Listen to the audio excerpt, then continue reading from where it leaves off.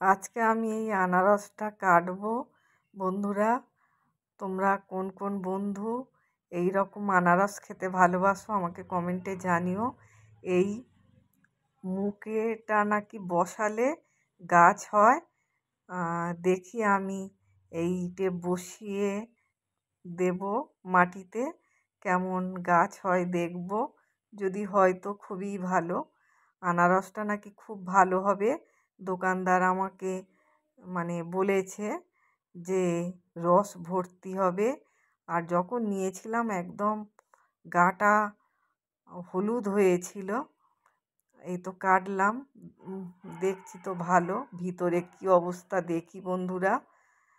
আর রসও পড়ছে দেখো বন্ধুরা, খুব পেকে গেছে। আর ভিতরে তো একটু একটু কালো হয়ে গেছে দেখতে পাচ্ছি। দেখি এবারে আমি কেটে।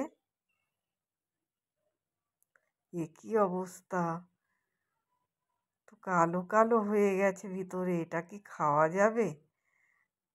বন্ধুরা, আজকে দুপুরে তোমরা কে কী রান্না করলে আমাকে জানিও।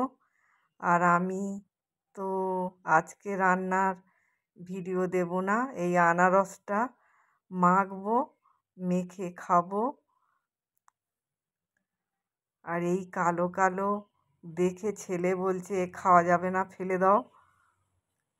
আমি বলি দেখি যতটুকু নেওয়া যায় ততটুকুই কেটে কেটে বাদ দিয়ে নিই।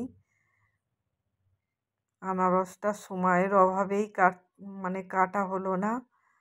এনেছিলাম সেই জন্মাষ্টমীর দিন, সব নষ্ট হয়ে গেছে।